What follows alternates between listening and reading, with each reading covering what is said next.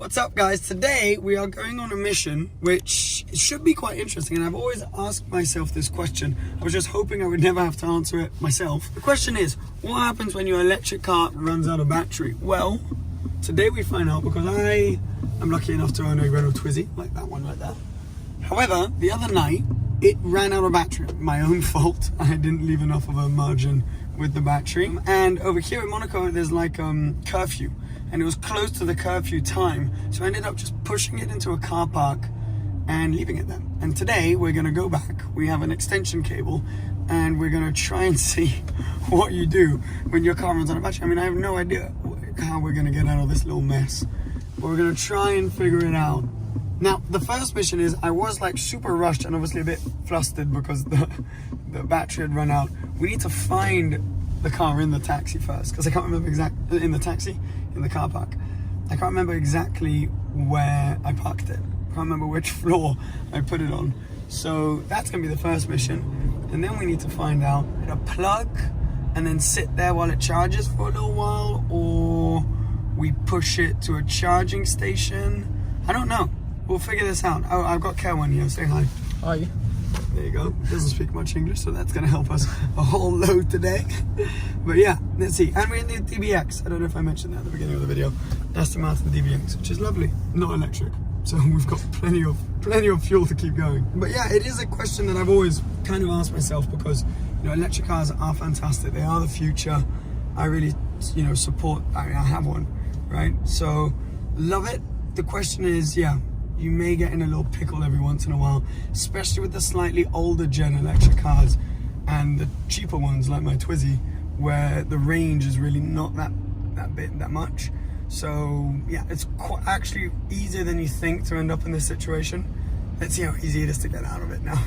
This is just our luck. Came up to the car park. They've decided today that they're starting the roadworks and have changed the entrance of the car park. So where the hell is the new entrance to this car park? Literally just our luck. And hopefully it's not going to be like a temporary super skinny entrance. Is it? Yes, it is. Oh God. Parking of La Voto. Yeah, alright, let's get these cameras out. These are actually so helpful. Fantastic. Okay. Now, let's look for a black Twizy. Oh. Oh. So close. On a une Porsche, c'est en qui là? BM. Oh, une Twizy. Guys, we instantly found. Okay, we're at the car now.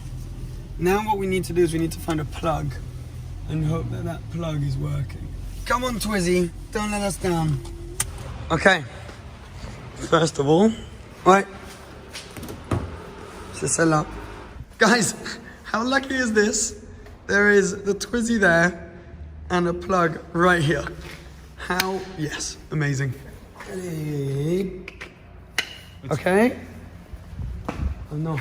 Yes. Oh. Yes. Yes. 1%. Okay, it's charging. This was surprisingly simple. So this now becomes a bit of a non-event video, doesn't it? But what we're gonna do now is we're gonna leave it charging. Let's speak to someone in the car park to check we're actually allowed to do this. Leave this, let's go give the Aston back, then walk back and get this, and then we're good, because you don't have a driving license, which is a bit of a bummer right now, so we can't take two cars. Right, let's find someone in the car park. A few moments later. Right, so we can't leave it here, because this is going to make all the electricity in the car park go, which is not ideal. So, we are going to drive it. Turns out, there are electric parking spots in this car park, just further in the car park. So with 2 minutes of charging, let's see if we can make it to the other electric parking spaces. Oh no. Okay, allez, go. On trace. Oh yes, it's aligned. Great success. Voila, fantastic. Let's go drop the Aston off. Aston dropped off an Aston Monaco, which is right next to Ferrari Monaco as well. They're actually all part of like the same group.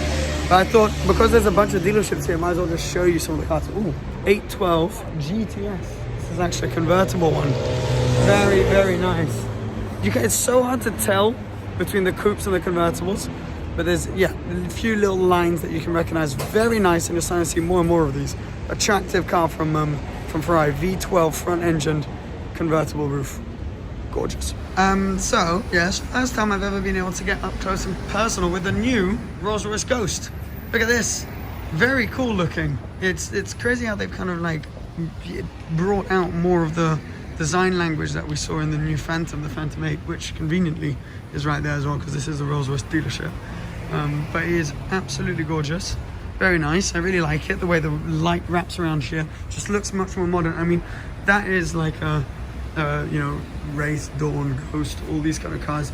The older look, already facelifted, but the one that's being replaced by this, it's not hugely different, but under the skin they've changed quite a lot, and also with the interior and stuff. So it's just cool to be able to come across one of these. Very, very nice. New rim design as well. Slightly, everything is just slightly modernized, but in classic Rolls-Royce fashion, they stay true to themselves. A really nice spec inside, black and white. Also with the wood, cool. Then we got a Phantom 8, green Phantom 8, and then a Cullinan, which, fun fact, was, ooh, that's an S65 AMG. Those are very rare and discontinued now. Very cool. That little line right there is done by hand, painted by hand. So we got a Cullinan, Phantom 8, and then a bunch of Dawns, Wraiths, all that stuff. Abarth, continue? Yes. Yes. Let's go. McLaren's right here. Well, will you look at this? McLaren Senna, 1 of 500 in the world, absolute animal. It's got basically a dinner table as a front splitter. Aerodynamic details all over the place. Very controversial when it came out on the look. I think they didn't choose the best launch spec, to be honest, but you know, shouldn't really say that. But hey ho, very cool looking car. Massive wing as well. Absolutely enormous ring. Quite a cool spec, quite an understated spec, but it looks really nice. This is for sale for, we'll round it up to 1.3 million euros. Round up by 10 grand. I mean, that's a big round up. God, those are expensive, aren't they? This is pretty cool. This is a McLaren 720S Le Mans edition. So how much is this? 340,000 euros. But effectively it's to celebrate, yeah, the 25th anniversary of their win of the McLaren F1 win at Le Mans in 1995. So you can see that 25th anniversary on the seats as well.